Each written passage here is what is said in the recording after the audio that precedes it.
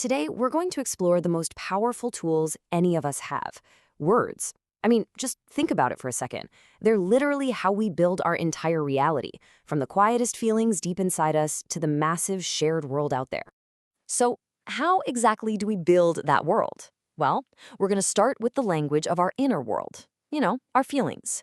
Then we'll look at how words connect us to other people, how they help shape our careers, and finally, how they define our relationship with the planet itself. Okay, first up, the most personal words of all. How do we even start to make sense of what's going on inside our own heads and our own hearts? It all begins with having the right language.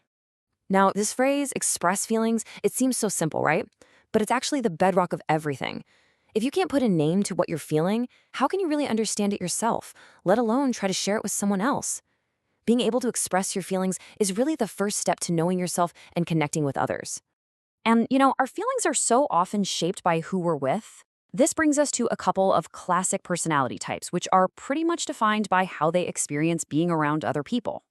This is such a great example of how words can define totally different realities. An extrovert feels energized, alive in a crowd. That's where they go to recharge their batteries. But for an introvert, that very same party can be totally draining. They need quiet and solitude to recharge. It's not about being social versus antisocial, it's just about two completely different ways our internal engines work.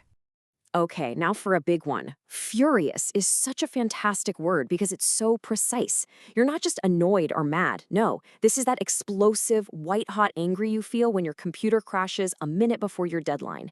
Having a powerful word like this helps us communicate the scale of what we're feeling. And on the total opposite end of that energy spectrum, you've got exhausted. And again, this isn't just being tired. This is that bone-deep weariness, that feeling of being completely drained of every last drop of physical and mental energy. If you say you're exhausted, people get it. You're not just ready for a nap, you are running on empty. So once we have the words to understand what's going on inside us, we can start using them to build bridges to other people. Let's move on and look at the language of our relationships and see how words really build our social world.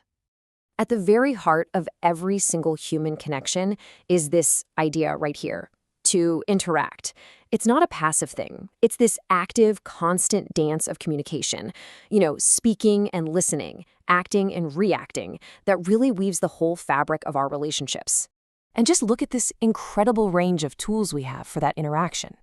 It covers everything from a simple act like getting in touch, all the way to really complex social skills like persuasion, and even deeply emotional things like using words to forgive. Each one of these is a different tool for a different kind of connection. Let's zoom in on persuade for a second.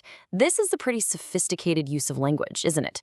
It's not about forcing someone or ordering them around.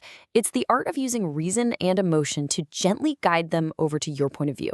It's such a powerful tool in everything from deciding what movie to see with friends to, major business negotiations. And ultimately, all that interacting, all those conversations, they build this, a relationship. And it's so beautifully defined right here. It's how we consistently feel and behave toward each other. Words are pretty much the architects of that entire structure. Okay, now let's take all these communication skills and apply them to a more structured place. How do specific words and phrases help us build a career and find our way in the professional world? So here's a really key distinction. A career isn't just a job you have. It's a long-term professional journey, one that has the potential for growth. So what are the first verbal steps we take on that path? This whole process is basically driven by language. First, you apply, which is a formal written request. Next, your CV is there to tell your professional story on paper. And finally, the interview. That's a live conversation where your ability to communicate is really put to the test. And what are employers actually listening for in that interview? It's not just what you've done in the past, but how you talk about it. See, it's one thing to have creative thinking, but can you express your ideas clearly? Can you articulate that positive attitude you have? The words you choose are just as important as the skills themselves. All right, let's zoom out one last time. We're going from our individual careers to our collective home. We're going to look at the absolutely critical words we use to describe and ultimately to shape our physical environment. This might be one of the most important words we have. The environment isn't some far-off abstract idea. It's the air we're breathing right now, the water we drink, the land we live on. It is the physical stage for all of human history. And we only get one. That simple, powerful fact gives incredible weight to the words we use to talk about its future. And today, one of the most critical phrases in that whole conversation is climate change. And when we talk about our impact on the environment, our language often boils down to this really fundamental choice. Our actions can either destroy, damage something beyond all repair, or they can protect to keep it safe from harm.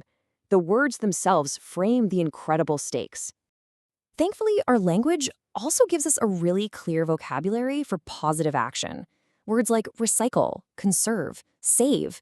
These aren't just abstract ideas. They're direct instructions for how we can be environmentally friendly. These are the verbs of stewardship. And that really brings us to the final, crucial question.